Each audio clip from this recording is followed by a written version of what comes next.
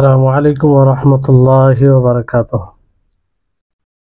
إن الحمد لله نحمده ونستعينه ونستغفره ونعوذ بالله من شرور أنفسنا وسيئات أعمالنا من يهده الله فلا مضل له ومن يضلله فلا هادي له وأشهد أن لا إله إلا الله وحده لا شريك له وأشهد أن محمدا عبده ورسوله أما بعد رب اشرح لي صدري ويسر لي أمري واحلل عقدة من لساني يفقهوا قولي رب زدني علما رب زدني علما। সম্মানিত আজকের ক্লাসে উপস্থিত দিন দরদি দিন প্রেমী ভাই সকল ও সম্মানিত বোন, সর্বপ্রকারের প্রশংসা সেই মহান আল্লাহ তাবারক ওয়া তাআলার জন্য, যিনি আমাদের সকলকে তার দ্বীনকে বোঝার জন্য এই ক্লাসে উপস্থিত হওয়ার তৌফিক দিয়েছেন। ফলে আমরা সকলেই বলি আলহামদুলিল্লাহ। তারপরে আমাদের সকলের প্রাণ প্রিয় নবী করিম মুহাম্মদ মুস্তাফা সাল্লাল্লাহু আলাইহি ওয়াসাল্লাম, ওনার উপর অসংখ্য শান্তির ধারা বর্ষিত হোক। আল্লাহুম্মা সাল্লি আলাইহি আল্লাহুম্মা বারিক আলাইহি। আজকে শেখ মুহাম্মদ ইবনে আব্দুল ওয়াহাব রাহিমাহুল্লাহ বই নওয়াকিজুল ইসলাম এর 10ম ক্লাস, 11তম। তো সেই ক্লাসের 11তম ক্লাস, আর তার বিষয় হচ্ছে আমরা বিগত ক্লাসে যে বিষয় নিয়ে কথা বলছিলাম সেটা হচ্ছে যে শরীয়তের কোনো অংশকে নিয়ে উপহাস করা, হাসি ঠাট্টা করা, এটা ইসলাম ভঙ্গের কারণ। তো এটা একটা খুব সূক্ষ্ম বিষয় যে অনেকেই বিভিন্নভাবে শরীয়তকে নিয়ে উপহাস করে থাকে, হাসি ঠাট্টা করে থাকে। অনেকেই হয়তো বুঝতে পারে, অনেকে আবার বুঝতে পারে না, আর এই কারণে ঈমান নষ্ট হয়ে যায়। তো এই বিষয়টিকে ভালোভাবে বুঝতে হবে। আর এই ক্ষেত্রে শেখ মুহাম্মদ ইবনে আব্দুল ওয়াহাব রাহিমাহুল্লাহ তিনি যে আয়াতটি নিয়ে এসেছেন, কুল আবিল্লাহি ওয়া আয়াতিহি, যে আপনি বলে দিন যে তারা আল্লাহকে নিয়ে, তার আয়াতকে নিয়ে, তার রসুলগণকে নিয়ে উপহাস করে আর ঈমানের পরে তারা কুফরি করেছে, এই জন্য তাদের কোনো ওযর গ্রহণযোগ্য হবে না। তো এই আয়াতে অনেক বিষয় রয়েছে যেগুলো বিষয়কে বোঝা আমাদের সকলের জন্য জরুরি। তো ইস্তেহজা বলতে হাসি ঠাট্টা করা, উপহাস করা। এই ইস্তেহজা আসলে কখনো দিনের ইস্তেহজা, দিনকে নিয়ে উপহাস করে, আবার কখনো দিনের যে ধারাবাহক যারা দিনের বার্তা মানুষের নিকটে পৌঁছে দেয়, ওলামা, তাদেরকে নিয়ে উপহাস করে। আবার কখনো সরাসরি কোরআন ও হাদিসকে নিয়ে উপহাস করে। যেমন এই কথা বলা যে কোরআন হাদিস বর্তমান সময়ে এই যুগে প্রযোজ্য, উপযুক্ত নয়, আর এর এখন প্রয়োজনীয়তা অনুভব করা হয় না কিংবা প্রয়োজন নেই। তো এই ধরনের কথা বলা মানে তাকে তুচ্ছ-তাচ্ছিল্য করা এবং উপহাস করা এক প্রকারের, যেটা কুফরি হবে, যেটা মানুষের ঈমানকে নষ্ট করে দিবে। আর সবচেয়ে বড় বিষয় হচ্ছে যে এইসব কথাগুলো যদি কাফেররা বলে তো সেটা স্বাভাবিক, কারণ কুফরের পরে ওই রকম আর বড় গুনাহ নেই যে কুফরের পরে আর কোনো, কুফরের পরে সব গুনাহ করা স্বাভাবিক। কিন্তু কিছু কিছু মুসলিমগণ এইভাবে গুনাহ করে থাকে, পাপ মানে এগুলো বলে থাকে, যারা নিজেকে মুসলিম বলে দাবি করে, নিজেকে মুমিন বলে, এই ধরনের কথা বলে নিজের ঈমানকে, নিজের ইসলামকে নষ্ট করে। তো যেমন অনেক হাদিসের ব্যাপারে এই ধরনের কথা বলা যে এই হাদিস থেকে দলিল উপস্থাপন করা যাবে না, কিংবা এই হাদিসের উপর আমল করা যাবে না, অথচ সেই হাদিসগুলো প্রমাণিত, তারপরে এগুলো এই ধরনের কথা বলা, কিংবা ওলামায়ে কেরামদের ব্যাপারে বলা যে এই সব ওলামায়ে কেরাম তারা দুনিয়া সম্পর্কে বুঝে না, তারা দুনিয়া শুধু হায়েজ ও নেফাসের বিধান নিয়ে পড়ে থাকে, সেগুলি তারা বলে। তো ওলামাদেরকে তুচ্ছ তাচ্ছিল্য করা, তার মানে শরীয়তের যে জ্ঞান রয়েছে সেই জ্ঞানকে তুচ্ছ তাচ্ছিল্য করা। তার কারণ হচ্ছে যে ওলামাদেরকে তুচ্ছ তাচ্ছিল্য করা হয়, তার মূলত কারণ এটাই যে তারা শরীয়তের জ্ঞান অর্জন করেছে, শরীয়তের বার্তা মানুষের নিকটে পৌঁছে দেয়। তো এই বিষয়টি হচ্ছে ভালোভাবে এটা বুঝতে হবে। আর সমাজে যে এগুলো হয়ে থাকে, কেউ হয়তো অজান্তে করতে পারে, তো তাদেরকে সচেতন করতে হবে যাতে এই ধরনের কোনোভাবে ওলামাদেরকে নিয়ে বিদ্রূপ না করে, উপহাস না করে। সেটা ব্যক্তিগত কোনো কারণে, কারো মন্দের কারণে যদি তাকে বলে, সেটা আলাদা ভিন্ন বিষয়, কিন্তু একদম ওলামায়ে কেরামদেরকে নিয়ে, ওলামায়ে রাব্বানী যারা, তাদেরকে নিয়ে উপহাস করা শুধু এই কারণে যে তারা শরীয়তের কথা বলে, তাহলে এটা একটা বড় ভয়ঙ্কর আমল হবে। যে আয়াতটি আপনাদেরকে বলা হয়েছে, সেই আয়াতের সাবাবে নজুল যেটা নাজিল হওয়ার কারণ, সেই কারণটা শুনে আপনারা হয়তো বুঝেছেন যে এটা কত বড় ভয়ঙ্কর আমল, আর এটা কুফরি পর্যন্ত নিয়ে যেতে পারে, কিংবা অনেক সময় কুফরি আমল হবে। তো মুমিন যারা মুমিনদেরকে উপহাস করে, তাদেরকে নিয়ে হাসি ঠাট্টা করে, কখনো এটা ইশারার মাধ্যমেও করে, ইশারার মাধ্যমে বলে যে এরা এই করেছে ওই করেছে। যেমন আল্লাহ তাবারক ওয়া তাআলা বলেন, ইন্নাল্লাযীনা আজরামু কানু মিনাল্লাযীনা আমানু ইয়াযহাকুন ওয়া ইযা মাররু বিহিম ইয়াতাগামাজুন ওয়া ইযা ইনকালাবু ইলা আহলিহিম ইনকালাবু ফাকিহিন ওয়া ইযা রাআউহুম ক্বালু ইন্না হাউলাই লাদাল্লুন। যে যারা অন্যায় করে তারা মুমিনদেরকে নিয়ে উপহাস করে, আর যখন তাদের কাছ থেকে অতিক্রম করে তাদেরকে ইশারায় উপহাস করে, ইশারা করে। তো এই হচ্ছে তাদের। আর তারা বলে মুমিনদের ব্যাপারে যে তারা পথভ্রষ্ট, আর তারা যে দিনকে মানে সেই দিন সঠিক দিন নয়, এটা পথভ্রষ্ট দিন। তো এইভাবে রাসূল সাল্লাল্লাহু আলাইহি সাল্লামের জামানাতেও উপহাস করেছে, আর বর্তমান সময়েও দেখবেন যে এই ধরনের আমল দেখা যায়। অনেক সময় রাসূল সাল্লাল্লাহু আলাইহি সাল্লামের সুন্নাতকে নিয়ে উপহাস করে, বিদ্রূপ করে। যেমন শরীয়তের অনেক বিধানকে নিয়ে কটূক্তি করে, বলে যে এটা শরীয়তের ওই রকম গুরুত্বপূর্ণ বিষয় নয়। যেমন ধরুন দাড়ি ছেড়ে দেওয়া, গোঁফকে ছোট করা, তারপর এই বিষয়ে যারাই কথা বলে তাদের ব্যাপারে বলে যে এরা শুধু শরীয়তের এমন বিষয় নিয়ে ব্যস্ত যেগুলো গুরুত্বপূর্ণ নয়, মৌলিক বিষয় নয়, এইভাবে বলে কটাক্ষ করে এবং ছোট করে, তুচ্ছ তাচ্ছিল্য করে। অনুরূপভাবে যারা প্যান্ট টাকনুর নিচে পড়া হারাম বলে, এটার উপরে জোর দিয়ে মানুষকে সতর্ক করে, তো তাদের ব্যাপারও এই ধরনের মন্তব্য করে যে এরা এই সব বিষয় নিয়ে মাতামাতি করছে, কিন্তু এগুলো বিষয় জরুরি নয়। তো এটাও এর অন্তর্ভুক্ত হবে। তারপরে অনেক সময় দেখবেন মানুষকে এরকম ভাবে বলতে, যে কোনো আলেম যদি পর্দার কথা বলে, হিজাবের কথা বলে, তাহলে এই হিজাব সম্পর্কে তারা কটূক্তি করে যে এই হিজাব এগুলো কোনো জরুরি বিষয় নয়, এগুলোকে ছেড়ে দিতে হবে, গুরুত্বপূর্ণ বিষয় নিয়ে কথা বলতে হবে। এমনকি তারা বলতে বলতে এমনও বলে ফেলে যে শিরক এবং কবরের ইবাদত করা এগুলো মানে স্বাভাবিক বিষয়, এটা মানে কারো আকীদা ধারণা, অতএব এই ধারণা, এই আকীদা পোষণে সকলে আজাদ, স্বাধীন। তো এক অপরের যে মতামত রয়েছে, যে চিন্তা ভাবনা রয়েছে, তার সম্মান করতে হবে, সেটার মর্যাদা বজায় রাখতে হবে। আর কারো উপরে কঠোরতা অবলম্বন করা যাবে না, কাউকে কড়াভাবে নিষেধ করা যাবে না।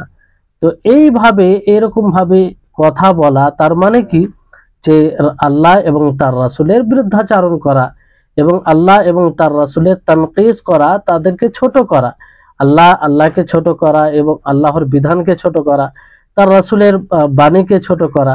কারণ রাসূল সাল্লাল্লাহু আলাইহি ওয়াসাল্লাম সতর্ক করেছেন, আর সেই জিনিসটাকে আমরা ছোট কিভাবে ভাবতে পারি।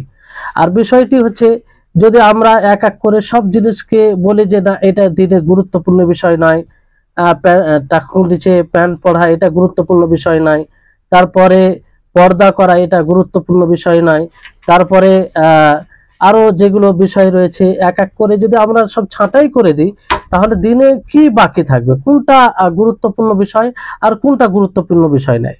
এটা আসলে নিজেকে সেই সব জিনিস থেকে মুক্ত করার একটা মানে বাহানা আর কি, যে এটা গুরুত্বপূর্ণ নয়, এটা গুরুত্বপূর্ণ নয়। যদি সত্যি রাসূলকে ভালোবাসে কোনো মানুষ এবং আল্লাহ তাবারক ওয়া তাআলাকে ভালোবাসে, তাহলে আল্লাহর নবী যা বলেছেন সেটাই আমাদের জন্য, সকলের জন্য গুরুত্বপূর্ণ, এবং আল্লাহ তাবারক ওয়া তাআলা যা বলেছেন সেটা সকলের জন্য গুরুত্বপূর্ণ, আর সব বিধানই গুরুত্বপূর্ণ। কিন্তু যখনই কোনো জিনিসের কথা বলা হয় যে না এটা গুরুত্বপূর্ণ, এটা গুরুত্বপূর্ণ নয়, এই জন্য এগুলো কথা বলতে হবে না, তো আল্লাহ নবী কেন বলেছেন, আল্লাহ নবী কেন সতর্ক করেছেন? আর দ্বিতীয় কথা হচ্ছে যে আল্লাহ তাবারক ওয়া তাআলা যদি এটা গুরুত্বপূর্ণ নাই হতো, তো আল্লাহর রাসূল এটার কথা একদম বলতেন না, একদম এটা ছেড়ে দিতেন। তো এটা হচ্ছে বিষয়। অনেক সময় দেখবেন অনেক লোক আছে যারা বলে যে আমাদেরকে এক হতে হবে, এমনকি কবর পূজারি হলে আর যদি শিয়া হয়, কিংবা শিয়া যাদের আকীদা, যাদের ধারণা জানেন যে তারা কি ধরনের আকীদা রাখে, যাদের আকীদাকে জানতে গেলে কোনো বিবেক সম্পন্ন লোক তাদেরকে মুসলিম বলতে পারে না। তো বিষয়টি হচ্ছে যে তারা বলে যে আমাদেরকে সকলকে এক হতে হবে, যদিও কেউ কবরে পূজা করে, কবরে গিয়ে সাজদা করে, কেউ শিয়া হয়, শিয়া ভক্ত হয়, তাদেরকে নিয়ে একসাথে থাকতে হবে একতাকে টিকিয়ে রাখার জন্য। তো এই ধারণা কি সঠিক? এই ধারণা কখনো সঠিক নয়। এই কারণেই যে ইলহাদ মানে আল্লাহ তাবারক ওয়া তাআলাকে অস্বীকার করা, কিংবা ইলহাদ যেটাকে বলা হয়, যে ইলহাদ যদি জিজ্ঞাসা করা হয় তো বলবে যে খালিককে অস্বীকার করা, কিন্তু আল্লাহর সাথে শরীক করা, আল্লাহর ইবাদতে অন্য কাউকে শরীক করা, এটাও এক প্রকার ইলহাদ, এবং এটা সবচেয়ে বড় ইলহাদ, সবচেয়ে বড় ইলহাদ। আর যাদেরকে নিয়ে একতার কথা হয়, যাদেরকে নিয়ে একতার স্বপ্ন দেখে, তারা রাসূলকে গালি দেয়, সাহাবায়ে কেরাম রিজওয়ানুল্লাহি আলাইহিম আজমাইনকে গালি দেয়, আর সাহাবাদেরকে গালি দেয়,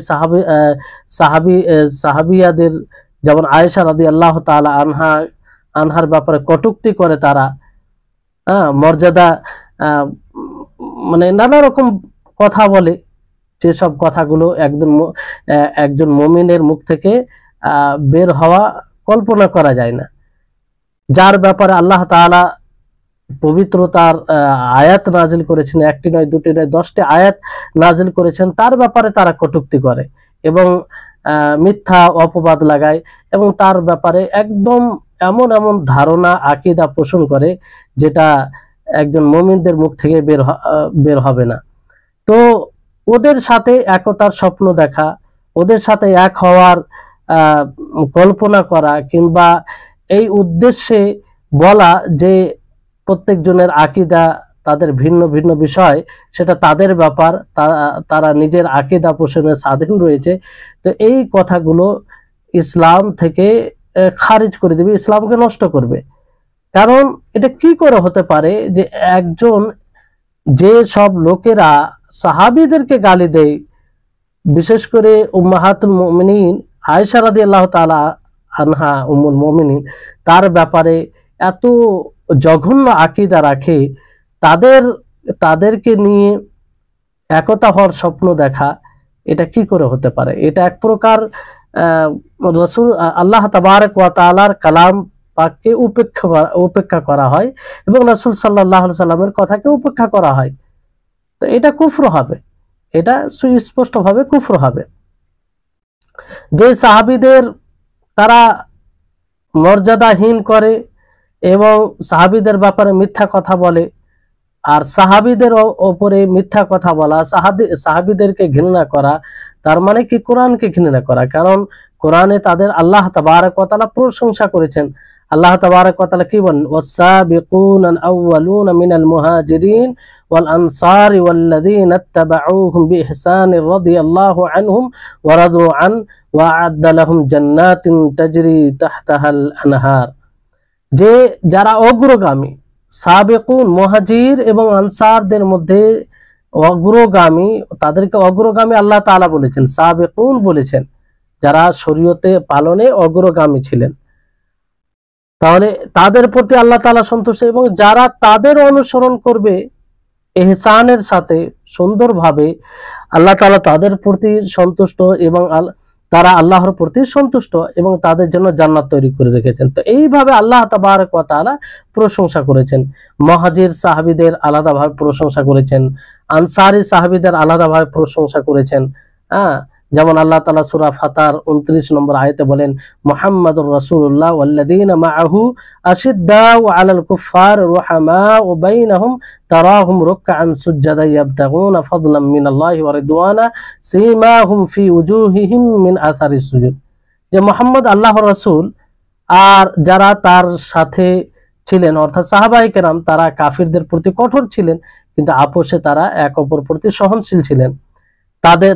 তারাকে আপনি দেখবেন রুকু অবস্থায়, সাজদারত অবস্থায় তারা আল্লাহর ফজল, আল্লাহর অনুগ্রহকে সন্ধান করে। তাহলে এই যে তাদের বৈশিষ্ট্য, তাদের প্রশংসা আল্লাহ তাবারক ওয়া তাআলা নিজে করছেন। আর এদের ব্যাপারে কুধারণা করা, এদেরকে গালি দেওয়া, এটা কত বড় অন্যায়। এদেরকে গালি দেওয়া মানে আল্লাহ তাবারক ওয়া তাআলার এই কথাগুলোর মিথ্যা প্রতিপন্ন করা। তারপরে আল্লাহ তাবারক ওয়া তাআলা বিভিন্ন আয়াতে তাদের প্রশংসা করেছেন, মুহাজির আনসারী এইভাবে আলাদাভাবে, এবং যাদের সাথে একতা হওয়ার স্বপ্ন দেখে মানুষ, যাদেরকে নিয়ে মনে করে যে আমরা এক হব, তারা সাহাবায়ে কেরামকে, কিছু সাহাবীকে বাদ দিয়ে সমস্ত সাহাবাকে তারা কাফের বলে, সমস্ত সাহাবীকে তারা কি বলে, কাফের বলে। যেমন তারা কালিমা শাহাদাত যখন পাঠ করে তার সাথে সাথে বলে যে আল্লাহুম্মা আলআনু আবা বকর ওয়া উমর ওয়া আলআনু আয়েশাতা উম্মাল মুমিনিন ওয়া আলআনু ফুলানান ওয়া ফুলানা, মানে সাহাবীদের নাম, কিছু নাম নিয়ে বলে যে আমি নাউজুবিল্লাহ, মানে এইভাবে তারা বলে, যেগুলো মুখে বলতে তাদের কথাকে নকল করা হচ্ছে আর কি, যে আমি অভিশাপ করছি আবু বকর ও ওমর রাদিয়াল্লাহু আনহুমার উপরে, আয়েশা রাদিয়াল্লাহু তাআলা আনহার উপরে, আর অমুক অমুক সাহাবীর উপরে। এইভাবে তারা মানে প্রকাশ্যভাবে বলে। তো এদেরকে নিয়ে এক হওয়ার স্বপ্ন দেখা তার মানে কি, তাদের কথা সমর্থন করছে।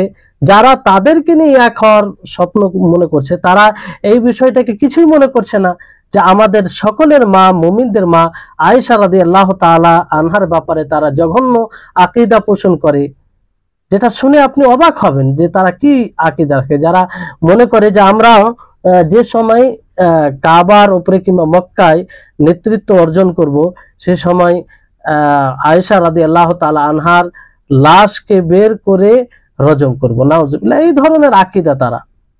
আর তাদেরকে নিয়ে আমরা এক হব, তাদেরকে নিয়ে আমরা একতার স্বপ্ন দেখব, এটা কি করে হয়, কি করে সম্ভব একজন মুমিনের জন্য? তো আজকে বড় দুঃখের সাথে বলতে হয় যে মানুষ বাস্তবতাকে দেখে না, মানুষকে নিজের শত্রুকে চিনতে পারলো না। আমরা দাবি করি যে নবী করিম মুহাম্মদ সাল্লাল্লাহু আলাইহি সাল্লামকে ভালোবাসি এবং নবী করিম মুহাম্মদ সাল্লাল্লাহু আলাইহি সাল্লামের সঙ্গীগণকে আমরা ভালোবাসি, যেহেতু তিনারা এই দ্বীন প্রচার প্রসারে নিজের জান ও মালকে কিছুই মনে করেননি, সব কিছু ত্যাগ করেছেন। তাহলে এটা আমরা বলি, দাবি করি। আর তাদেরকে যারা গালি দেয়, তাদেরকে যারা কাফের বলে, তাদেরকে যারা ঘৃণা করে, তাদের সাথে এক হওয়ার স্বপ্ন দেখি। তাহলে মানুষ কতটা জেহালাতে থাকলে, অজ্ঞতার দুনিয়ায় থাকলে এটা করে, এরকম ধারণা রাখে। আজকে দেখবেন বর্তমান সময়ে যারা সাহাবীদেরকে প্রকাশ্যভাবে গালি দেয়, সাহাবীদের ব্যাপারে যাদের আকীদা সুস্পষ্ট যে তারা সাহাবীদেরকে কিছু কিছু সাহাবীকে বাদ দিয়ে সমস্ত সাহাবীকে কাফির মানে, কাফির মনে করে, সেই লোকদেরকে মুসলিমদের রহনুমা, মুসলিমদের কল্যাণকামী মনে করে, কল্যাণকামী মনে করে। হয়তো নাম বললে আপনারা বুঝতে পারবেন যে আজকে ইরানের ব্যাপারে কি ধারণা, যেখানে শিয়া ধারণা, শিই লোক থাকে, তারা প্রকাশ্যভাবে সাহাবীদেরকে গালি দেয় এবং সাহাবীদেরকে কাফের বলে। তাদের ব্যাপারে আমাদের মাঝে অনেক মুসলিম কল্যাণ কামনা করে যে এরা আমাদের জন্য কিছু করবে। যারা আর রাসূলকে প্রকৃতভাবে ভালোবাসতে পারলো না, যারা সাহাবীদেরকে ভালোবাসতে পারলো না, তারা সাধারণ মুসলিমের জন্য কি করবে? এটা স্বপ্ন দেখা, মানে অজ্ঞতার পরিচয় ছাড়া আর কিছু নয়। তাহলে চিন্তা হবে যে আমাদের শত্রুকে, আমাদের ইসলামের শত্রুকে, ইসলামের ক্ষতি কারা করছে, এদেরকে জানতে হবে, এদেরকে জেনে এদের থেকে সতর্ক থাকতে হবে। আজকে মিডিয়ার কারণে, মিডিয়ার খবরে বিশ্বস্ত হওয়ার কারণে আমরা শত্রুকে দোস্ত বানিয়ে ফেলেছি আর দোস্তকে শত্রু বানিয়ে ফেলেছি। যাদেরকে ভালোবাসা ইমানি দায়িত্ব, তাদেরকে আমরা শত্রু বানিয়ে রেখেছি, আর যাদের প্রতি ঘৃণা করা, যাদের সাথে শত্রুতা পোষণ করা এটা ইমানি দায়িত্ব, তাদেরকে আমরা বন্ধু বানিয়ে ফেলেছি। অনেক সময় ব্যক্তিগতভাবে অনেকের সাথে আলোচনা হলে বড় দুঃখ হয় যে এত অন্ধকার দুনিয়ায় রয়েছে, অথচ দুনিয়াবী বিষয়ে অনেক অতি চালাক, কিন্তু এইগুলো বিষয়ে একদম অজ্ঞতার পরিচয় দেয়। যারা কিতাব ও সুন্নাহর প্রচার প্রসার করে, যারা কিতাব ও সুন্নাতকে প্রতিষ্ঠিত করে, যারা কিতাব ও সুন্নাহ অনুযায়ী মানুষকে আহ্বান করে, কোরআন হাদিসের কথা বলে, তাদের ব্যাপারে কুমন্তব্য, তাদের ব্যাপারে নানা রকম কথা বলে, যেগুলো কথা মানে একজন যাকে ভালোবাসে তার সম্পর্কে বলতে পারে না। কিন্তু তারই বিপরীতে যারা আমাদের শত্রু, সাহাবাদের শত্রু, নবী সাল্লাল্লাহু আলাইহি সাল্লামের শত্রু, বরং শরীয়তের ইসলামের শত্রু, ইসলামে যারা ক্ষতিকারক, ইসলামকে যারা আসলে উঠিয়ে দিতে চাইছে, তাদেরকে আমরা মানে তাদের ব্যাপারে আমরা খুব ভালো ধারণা রাখি এই মিডিয়ার কারণে। আমরা ভুলেই গেছি যে এই মিডিয়া কাদের মাধ্যমে কাদের নিয়ন্ত্রণে আছে, কারা এটাকে পরিচালনা করছে, এটা আমরা খেয়ালই করি না। কিন্তু নিজের বিষয় হলে আমরা হুট করে বলে ফেলি যে না, এগুলো মিথ্যা প্রচার প্রসার, এটা আমাদেরকে ফাঁসানোর জন্য, আমাদেরকে বদনাম করার জন্য। কিন্তু আন্তর্জাতিক যখন বিষয় আসে তখন আমরা ভুলেই যাই যে এই মিডিয়া কাদের দ্বারা পরিচালনা। তো বড় দুঃখের সাথে বলতে হয় যে আজকে মানে এমন লোকদেরকে আমরা ভালোবাসতে শুরু করেছি, এমন লোকদের সাথে এক হওয়ার স্বপ্ন দেখছি, যারা না ইসলামকে ভালোবাসে, না নবী সাল্লাল্লাহু আলাইহি ওয়াসাল্লামের প্রতি প্রকৃত ভালোবাসা আছে, না তারা সাহাবায়ে কেরামকে ভালোবাসে, যাদের প্রতি আল্লাহ তাবারক ওয়া তাআলা সন্তুষ্ট ছিলেন। তাহলে এটা মুমিনের কাজ নয়। মুমিন সঠিক বেঠিকের মধ্যে পার্থক্য করবে। এই জন্য আল্লাহ তাবারক ওয়া তাআলা বিভিন্ন জায়গায় বিভিন্ন রকম ভাবে দিক নির্দেশনা দিয়েছেন যে ভালো মন্দ এক হতে পারে না। আল্লাহ তাআলা যেমন তাইয়িব, খাবিস, ভালো এবং মন্দ দুটো কখনো এক হতে পারে না। তো ভালোকে ভালো বলতে হবে আর মন্দকে মন্দ বলতে হবে। এইটা নয় যে আমরা মন্দকে ভালো বলবো আর ভালোকে মন্দ বলবো, এটা মুমিনের কাজ নয়, এটা কোরআনের শিক্ষা নয়, এটা ইসলামের শিক্ষা নয়। আল্লাহ তাবারক ওয়া তাআলা সূরা মাইদার 100 নম্বর আয়াতে বলেন, কুল লা ইয়াস্তাবিল খাবিসু ওয়াত তাইয়িবু ওয়ালাউ আ'জাবাকা কাসরাতুল খাবিসি ফাত্তাকুল্লাহা ইয়া উলিল আলবাবি লাআল্লাকুম তুফলিহুন। যে হে নবী, আপনি বলে দিন যে খাবিস এবং তাইয়িব, ভালো এবং মন্দ বরাবর হতে পারে না। তো এইভাবে বিভিন্ন জায়গায় তারপরে আল্লাহ তাবারক ওয়া তাআলা অন্য আয়াতে সূরা আনফালের 37 নম্বর আয়াতে বলেন, লিয়ামিজাল্লাহুল খাবিসা মিনাত তাইয়িব ওয়া ইয়াজআলাল খাবিসা বা'দাহু আলা বা'দ ফায়ারকুমাহু জামিআন ফায়াজআলাহু ফি জাহান্নামা উলাইকা হুমুল খাসিরুন। এখানে আল্লাহ তাআলা বলেন যে যাতে আল্লাহ তাআলা খাবিসকে পৃথক করেন তাইয়িব থেকে, তো তৈয়ব খাবিস দুটো এক হতে পারে না, ভালো মন্দ এক হতে পারে না। তো আজকে যারা ইসলামের শত্রু, সাহাবীদের শত্রু, তাদেরকে আমরা কি করে বন্ধু বানাতে পারি, তাদের সাথে এক হওয়ার কি করে স্বপ্ন দেখতে পারি, তাদের ব্যাপারে আমরা কি করে কল্যাণ কামনা করতে পারি? কখনো না।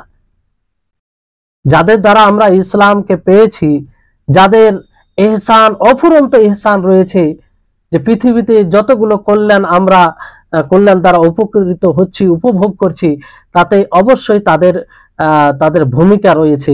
আজকে তাদের পরিশ্রমের প্রতিফল আর কি, যেটা আমরা ভোগ করছি আজকে। আর আজকে তাদেরকে ভুলে গিয়ে তাদের শত্রুদেরকে আমরা বন্ধু বানাচ্ছি, আর তাদেরকে নিয়ে আমরা আগে সামনে কিছু করার পরিকল্পনা করছি। এটা বড় দুঃখজনক বিষয়।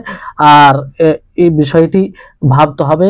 প্রত্যেকটা মানুষকে নিজের ব্রেন বুদ্ধি ব্যবহার করা উচিত এবং দেখা উচিত যে আসলে আমাদের বন্ধুকে এবং আসলে আমাদের শত্রুকে পার্থক্য করতে হবে। মুমিনকে, মুনাফিককে, কাফের, মুসলিম, মুলহিদ, জিন্দিক। একজন মুনাফিক মুসলিমের মতো হতে পারে না, একজন কাফির মুসলিমের মতো হতে পারে না।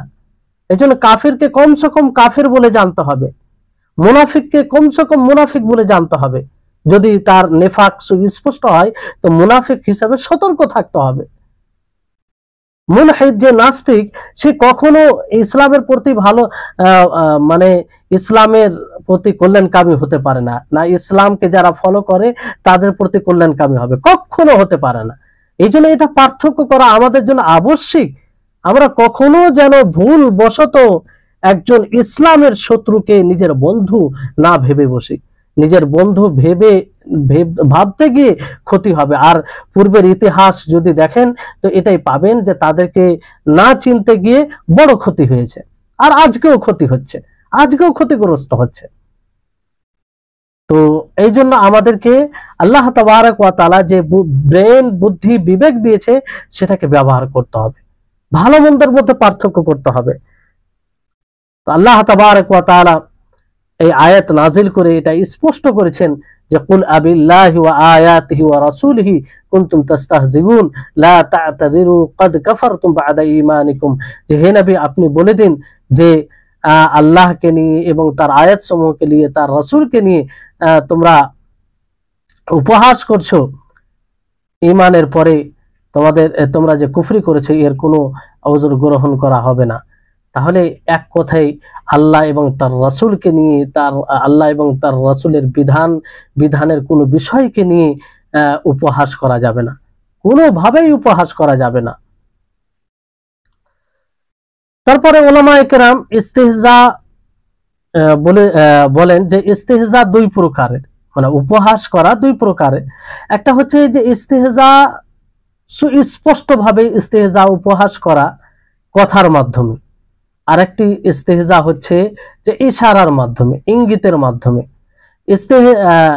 ইস্তেহজা যেমন ইশারার মাধ্যমে, ইঙ্গিতের মাধ্যমে কেমন করে হয়, যে ধরেন কোনো কেউ শরীয়তের কোনো বিষয়কে পালন করছে, ইবাদত করছে, তো তাকে দেখে ঠোঁট বাড়িয়ে দেওয়া, অথবা নিজের চোখকে বড় করে দেওয়া, অথবা চোখ দিয়ে ইশারা করে কাউকে এমনভাবে ইশারা ভঙ্গিমা অবলম্বন করা যে সে বলতে চাইছে যে এগুলো কি করছে, তুচ্ছ তাচ্ছিল্য করা, যেটা সমাজে চলে, যে এক এক ইশারাতে মানুষ বুঝে নেই যে আসলে সেই ইশারা দ্বারা, ইঙ্গিত দ্বারা কি বলতে চাইছে।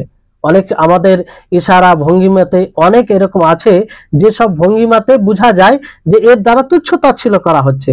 তো এইরকম ভাবে করা শরীয়তের বিষয়ে, কিংবা যে শরীয়তকে পালন করবে তার বিষয়ে এই শরীয়তকে কেন্দ্র করে, তাহলে এটাও ইস্তেহজা হবে, যদিও কথার মাধ্যমে না হয়, শুধু ইশারার মাধ্যমে। যেমন ঠোঁটকে বাড়িয়ে দেওয়া, কেউ সালাত আদায় করছে, তার সালাত আদায় করা দেখে ঠোঁটকে বাড়িয়ে দিল, মানে বলতে চাইলো যে কি এগুলো কাজ করছে, মানে তুচ্ছ তাচ্ছিল্য করলো। তারপরে চোখ দিয়ে ইশারা করে বলল যে দেখো দেখো কি করছে। হ্যাঁ, এটা এক প্রকারের ইস্তেহজা। মানে ওই উদ্দেশ্যে, ওই ভঙ্গিমাতে যদি এরকম করে, তাহলে এটাও ইস্তেহজা বিদ্দীন হবে, যেটা কুফরি আমল হবে, যদিও কথার মাধ্যমে না হয়। কারণ আল্লাহ তাবারক ওয়া তাআলা সূরা মুতাফফিফিনে 29 নম্বর আয়াতে বলেন 29-30 নম্বরে, যে ইন্নাল্লাযীনা আজরামু কানু মিনাল্লাযীনা আমানু ইয়াযহাকুন ওয়া ইযা মাররু বিহিম ইয়াতাগামাজুন, যে যারা অন্যায় পাপী তারা মুমিনদেরকে নিয়ে উপহাস করে, আর যখন তাদের কাছ থেকে তারা অতিক্রম করে তো ইশারা করে ইঙ্গিত করে উপহাস করে তাদেরকে নিয়ে। তাহলে এটা হচ্ছে এক প্রকারের ইস্তেহজা, উপহাস করা। তারপর আরেকটি উপহাস কথার মাধ্যমে, যেটা সুস্পষ্ট শরীয়তের ব্যাপারে। এই জন্য প্রত্যেকটা মুসলিমকে ভেবে চিন্তে করে কথা বলতে হবে যে আমি যে কথাটা বলছি সেই কথাটা কি ধরনের, সেই কথা দ্বারা এমন কোনো কাজ হবে না যে এমন কোনো না হয় যাতে আল্লাহ তাবারক ওয়া তাআলা অসন্তুষ্ট হবে এবং শরীয়তের কোনো জিনিসকে নিয়ে উপহাস হয়ে যাবে। তো এটা খেয়াল রাখতে হবে, কারণ প্রত্যেকটা কথা নোট করা হয়, তার হিসাব দিতে হবে, জবাবদিহি হতে হবে। আল্লাহ তাবারক ওয়া তাআলা বলেন, মা ইয়ালফিযু মিন কাউলিন ইল্লা লাদাইহি রাকিবুন আতীদ, সূরা কাফের 18 নম্বর আয়াত, যে যা কিছু বলে সেটা জন্য লিপিবদ্ধকারী রয়েছে, সেটা লিখে রাখে। তা অর্থাৎ এর জবাবদিহি তা হতে হবে, জবাবদিহি দিতে হবে। তো বিষয়টি হচ্ছে হক ও বাতিলের মধ্যে পার্থক্য করতে হবে, যেটা একজন মুমিনের জন্য জরুরি, একজন মুমিনের ঈমানের দাবি। আর এই হক ও বাতিলের মধ্যে পার্থক্য তখনই সম্ভব যখন তাকওয়া আসবে, যখন আমরা তাকওয়া অবলম্বন করব। কি অবলম্বন করব? তাকওয়া অবলম্বন করব, ইলমে নাফে অর্জন করব। এই জন্য আমরা সবসময় দোয়া করব যে হে আল্লাহ, তুমি আমাদেরকে ইলমে নাফে দাও, উপকারী জ্ঞান দাও। কারণ অনেকেই আছে দেখবেন যে জ্ঞান অর্জন করেছে, ভালো জ্ঞানী, তারপরেও মানে শরীয়ত অনুযায়ী তার জীবন হয় না, হারাম কাজ করার সুযোগ পেলে হারাম করে ফেলে, আর যখন যেটা সুযোগ পায় সেটা করে ফেলে, পার্থক্য করে না যে এটা হালাল না হারাম। কেন? কারণ তার ইলম, যেটা সে জ্ঞান অর্জন করেছে, সেটা ইলমে নাফে নয়, সেটা উপকারী জ্ঞান নয়। তো উপকারী জ্ঞান হলে হক ও বাতিলের মধ্যে পার্থক্য করার মানে তৌফিক পাওয়া যাবে। এই জন্য উপকারী জ্ঞান অর্জন করতে হবে। এই যে আল্লাহ তাবারক ওয়া তাআলা সূরা আনফালের 29 নম্বর আয়াতে বলেন, ইয়া আইয়ুহাল্লাযীনা আমানু ইন তাত্তাকুল্লাহা ইয়াজআল লাকুম ফুরকানা, যে হে মুমিনগণ, যদি তোমরা আল্লাহকে ভয় করো, আল্লাহর তাকওয়া অবলম্বন করো, তাহলে আল্লাহ তাআলা তোমাদেরকে পার্থক্য করার তৌফিক দিবেন, ফুরকান বানিয়ে দেবেন তোমাদের, অর্থাৎ পার্থক্য করতে পারবে। তাহলে এটাই হচ্ছে উপকারী জ্ঞান, যে জ্ঞান দ্বারা আপনি হক ও বাতিলের মধ্যে পার্থক্য করবেন। কিন্তু আজকে দেখেন যে বড় বড় দেখলে মনে হবে কত পণ্ডিত, কত জ্ঞানী, কিন্তু তার সাথে আলাপ আলোচনা করেন, 10 মিনিট বসে কথা বলেন, বুঝতে পারবেন কোনো পার্থক্য নেই, কোনো বারবিচ নেই, বরং বাতিলকে সমর্থন আর হককে প্রত্যাখ্যান করেন, বাতিলের প্রশংসা, হকের নিন্দা করে, অধিকাংশ মানুষের ক্ষেত্রে দেখতে পাবেন। তার কারণ হচ্ছে এটাই যে যতটুকু জ্ঞান আছে তার মধ্যে ওই ইলমে মানে উপকারী জ্ঞান নেই। এই জন্য জ্ঞান হওয়াটাই যথেষ্ট নয়, বরং সেই জ্ঞানটা উপকারী জ্ঞানের দরকার আছে। আল্লাহ নবী দোয়া করতেন, আল্লাহুম্মা ইন্নী আসআলুকা ইলমান নাফিআ ওয়া রিজকান তাইয়্যিবা ওয়া আমালান মুতাকাব্বালা, যে হে আল্লাহ, তোমার কাছে ইলমে নাফি চাইছি, উপকারী জ্ঞান, যে জ্ঞান দ্বারা দুনিয়াতে এবং পরকালে উপকারী হব, মানুষ উপকৃত হবে তা দ্বারা। তো এই হচ্ছে বিষয়। তো এই জ্ঞান, যে জ্ঞান হক ও বাতিলের মধ্যে পার্থক্য করবে, সেটা হচ্ছে উপকারী জ্ঞান। তারপরে এই আয়াতে 9 নম্বর যেটা বিষয় বলা হয়েছে, সেটা খুব সূক্ষ্ম বিষয়, যে যারাই আল্লাহ তাবারক ওয়া তাআলাকে গালি দিবে, তার রাসূলকে গালি দিবে। গালি দেওয়া মানে কি? এমন কোন কথা, যে কথা একজন মানুষকে এমন কোনো কথা বলা, কিংবা তার সম্পর্কে এমন কোনো কথা বলা যে কথায় সে আঘাত পাবে, দুঃখ পাবে। তো তার রাসূলকে গালি দিবে, তার কিতাবকে গালি দিবে, হ্যাঁ, রাসূলের সুন্নাতকে নিয়ে কটূক্তি করবে। তো এইগুলো দ্বারাও মানে ইসলাম নষ্ট হয়ে যাবে, ঈমান নষ্ট হয়ে যাবে। যদিও এটা হাস্য আকারে বলে কিংবা উপহাস করে বলে, উপহাস করে যদি বলে, তারপরেও কুফরি আমল হবে। এই আমল ইসলামকে, ঈমানকে নষ্ট করে দিবে, এতে কোনো উপহাস গ্রহণযোগ্য হবে না, এতে কোনো প্রকারের উপহাস গ্রহণযোগ্য হবে না। তো কোনো প্রকারের উপহাস এতে জায়েজ নয়। হাসি মজাক করেও আল্লাহর ব্যাপারে কটূক্তি করা কিংবা রসুলের ব্যাপারে কটূক্তি করা কিংবা কোরআনের ব্যাপারে, হাদিসের ব্যাপারে, সাহাবায়ে কেরামদের ব্যাপারে, তারপর আহলে ইলমদের ব্যাপারে, যে তারা ইলম অর্জন করেছে এই উদ্দেশ্যে, এদের ব্যাপারে কোনোভাবে মানে উপহাস করে, হাসি মজাক করেও কোনো কটূক্তি করা যাবে না, কঠোরভাবে নিষেধ করা হয়েছে। কারণ তারা কি বলেছিল যখন ওই আয়াতটি নাজিল হলো, তো সে যখন শুনতে পেল আল্লাহ নবীকে গিয়ে বলল যে আমরা কি করেছিলাম, ইন্নামা কুন্না নাখুযু ওয়া নালআব, যে আমরা খেলতাম সেই হাস্য উপহাস করে বলেছিলাম। তো আল্লাহ তাআলা তাদের ওযরকে গ্রহণ করেছিলেন? করেননি। তারপর আল্লাহ তাআলা আয়াত নাজিল করে বলেন, কুল আবিল্লাহি ওয়া আয়াতিহি ওয়া রাসূলিহি কুনতুম তাস্তাহজিউন লা তা'তাযিরু ক্বাদ কাফারতুম বা'দা ঈমানিকুম, যে তোমরা আল্লাহ এবং তার রাসূল তার আয়াত সমূহকে নিয়ে উপহাস করেছো, ফলে তোমরা ঈমানের পর কুফরি করেছো, এইজন্য তোমাদের কোনো ওযর গ্রহণ করা হবে না। তাহলে হাসি মজাকে যদি করা হয় তারপর এটা কুফরি আমল হবে, এই বিষয়ে কোনো হাসি মজাক নয়। হাসি মজাক করলেও যতক্ষণ না, এটা কখন করে মানুষ, যখন তার কাছে বিষয়টি মানে গুরুত্বপূর্ণ না হয়, তখনই এটা হাসি ঠাট্টা করে বলে মানুষ। কিন্তু কোরআনের মর্যাদা তো তা নয়, কোরআন ও হাদিসের মর্যাদা তা নয়। কোরআন ও হাদিসের মর্যাদা যে আপনি সদা সর্বদা তার পরিপূর্ণ মর্যাদা দিবেন, সম্মান, তার মর্যাদা বজায় রাখতে হবে। তাহলে এটা একটা বিষয়। 10 নম্বর বিষয় যেটা এই আয়াতে বলা হয়েছে, যদি কোনো ব্যক্তি এই ধরনের কটূক্তি করে আল্লাহ এবং তার রাসূল এবং তা দ্বীনের কোনো অংশ নিয়ে, কিংবা যারা জ্ঞান অর্জন করেছে, তারা শরীয়তের জ্ঞান অর্জন করেছে বলে তাদেরকে কটূক্তি করা, এইরকম ভাবে করে, তাহলে এটা কুফরি আমল হবে, যদিও সে না জানে যে এটা কুফরি আমল। মানে জানা শর্ত নয় যে এটা যে জানবে তার জন্য এটা কুফরি হবে, আর যে জানবে না তার জন্য কুফরি হবে না, না, বরং যে এটা বলবে, এই ধরনের উপহাস করবে, সেটাই তার ঈমানকে নষ্ট করবে, যদিও সে না জানে। কারণ যাদের ব্যাপারে এই আয়াতটি নাজিল হয়েছে, কুল আবিল্লাহি ওয়া আয়াতিহি, তো এই আয়াতটি যাদের ব্যাপারে নাজিল হয়েছে তারা জানতো না যে এটা দ্বারা কুফরি হয়ে যাবে। তারপর আল্লাহ তাবারক ওয়া তাআলা তাদেরকে কি বলেছেন, যে কাদ কাফারতুম বা'দা ঈমানিকুম, যে তোমরা ঈমানের পরে কুফরি করেছো। এটাকে কুফরি বলেছেন আল্লাহ তাআলা, কুফর বলেছেন।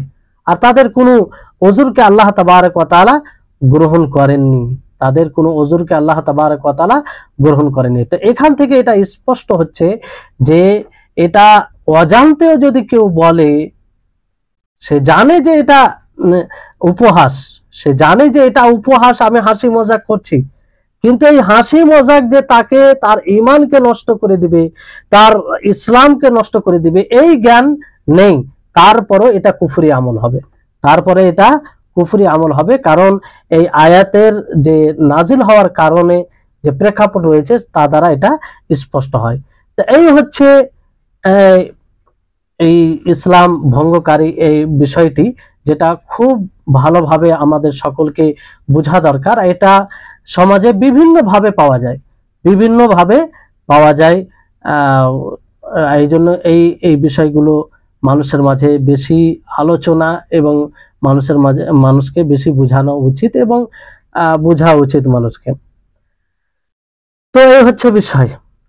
তারপরে বিষয় এখানে যে ধরেন এখানে কিছু প্রশ্ন হতে পারে যে কোনো ব্যক্তি যদি দিনের কোনো একটা অংশকে নিয়ে ইস্তেহজা করে, উপহাস করে, আর কোনো ব্যক্তি ধরেন পুরো দিনকে নিয়ে উপহাস করে, তাহলে যে পুরো দিনকে নিয়ে উপহাস করবে সেই কি কাফের হবে? আর যে দিনের একটা ন্যূনতম অংশ নিয়ে যদি উপহাস করে সে কাফের হবে না?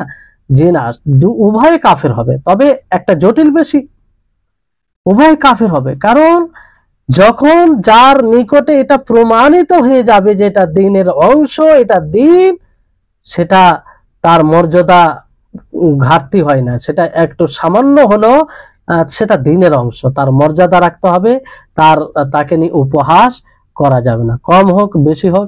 এমনকি সামান্য তাকে তুচ্ছ তাচ্ছিল্য করে উপহাস করে কেউ যদি নিজের ঠোঁটকে বাড়িয়ে দেয় কিংবা ইশারা ইঙ্গিতে তাকে নিয়ে উপহাস করে, তাও সেটাও কুফরি আমল হবে। তা এই ধরনের আমল ঈমানকে নষ্ট করে দিবে। তাহলে এই হচ্ছে বিষয়।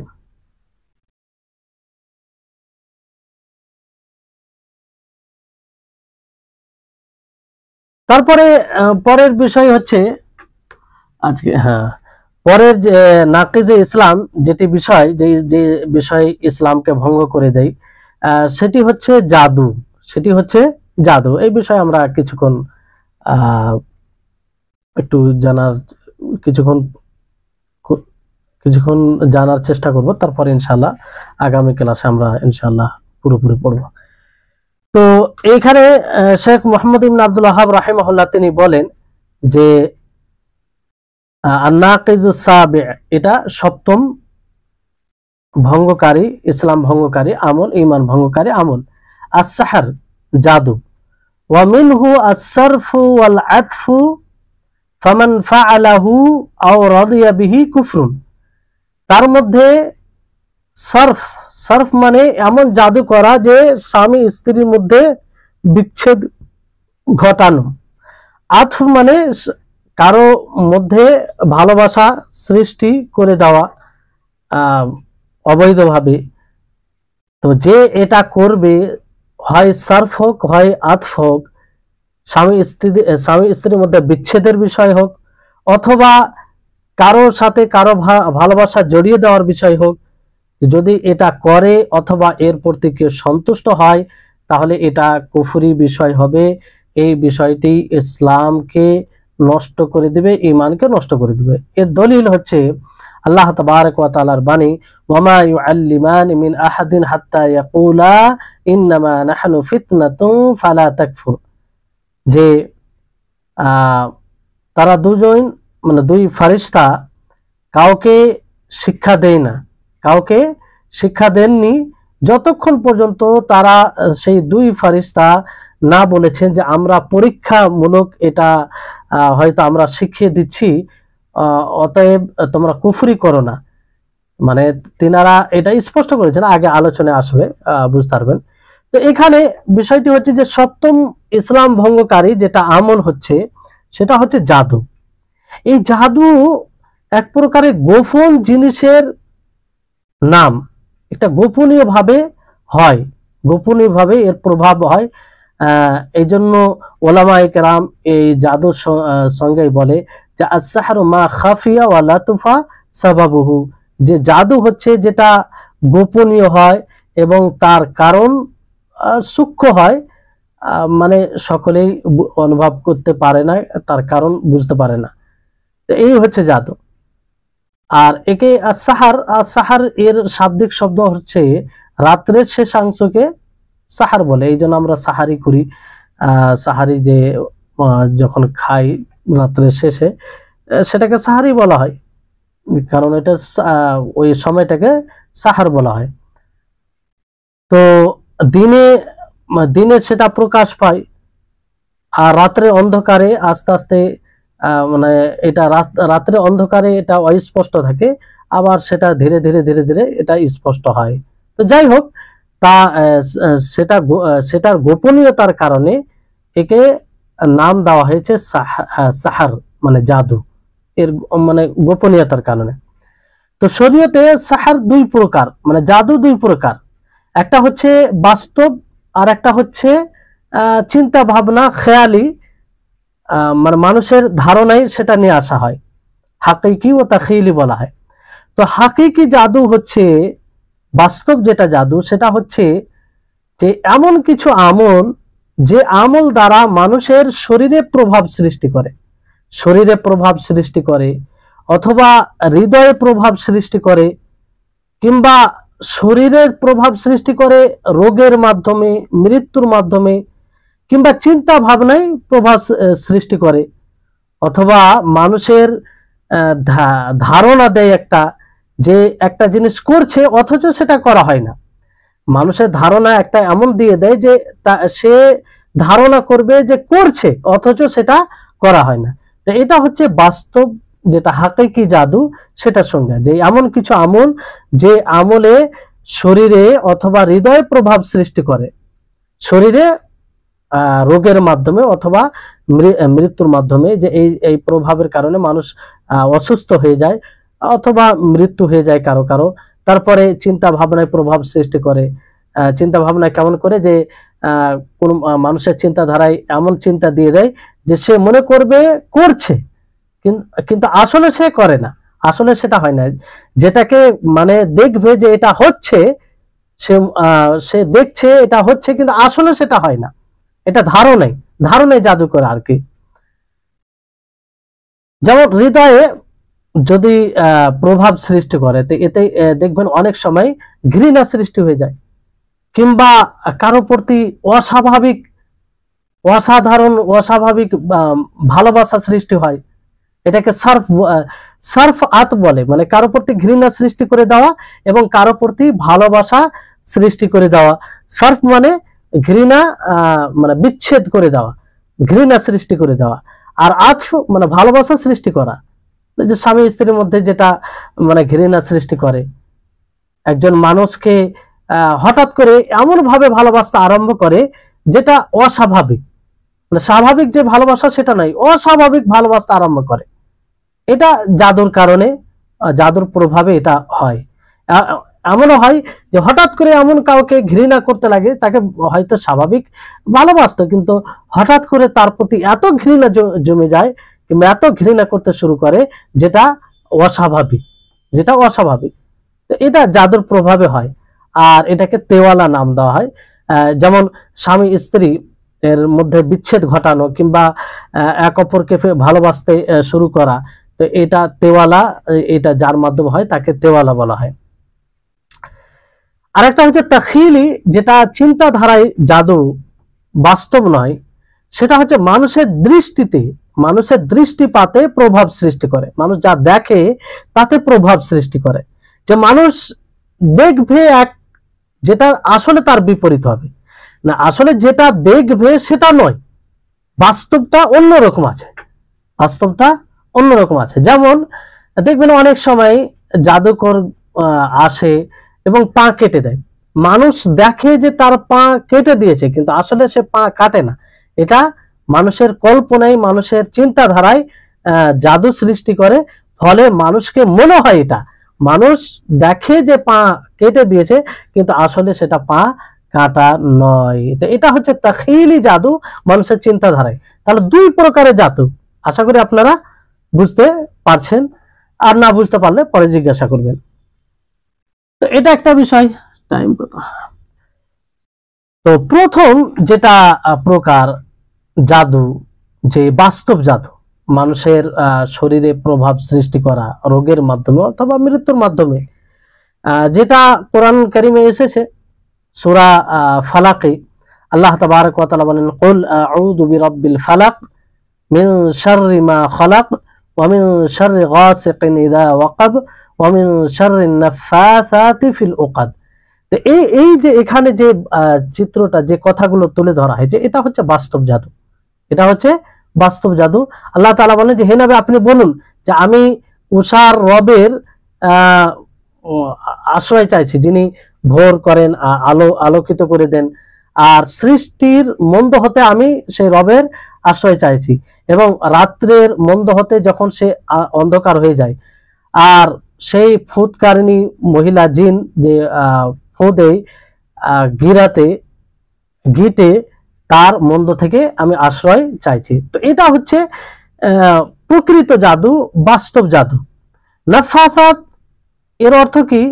এটা নাফাসাতুন এর বহুবচন, যেটা অর্থ হচ্ছে যে গিরা দেওয়া এবং গিরার উপরে ফু দেওয়া, আর এই দ্বারা উদ্দেশ্য না হয়েছে যে যার উপরে জাদু করা হয়েছে তার ক্ষতি, যার উপরে জাদু করা হয় যে ক্ষতি, মানে এর দ্বারা জাদু করা হয় এবং তার ক্ষতি উদ্দেশ্য হয়। যেমন নবী করিম মুহাম্মদ সাল্লাল্লাহু আলাইহি সাল্লামকে এইভাবে জাদু করেছিল কে? লাবিদ বিন আসাম। লাবিদ বিন আসাম যে ইহুদি ছিল, তো সে আসলে এটা মানে জাদু করেছিল।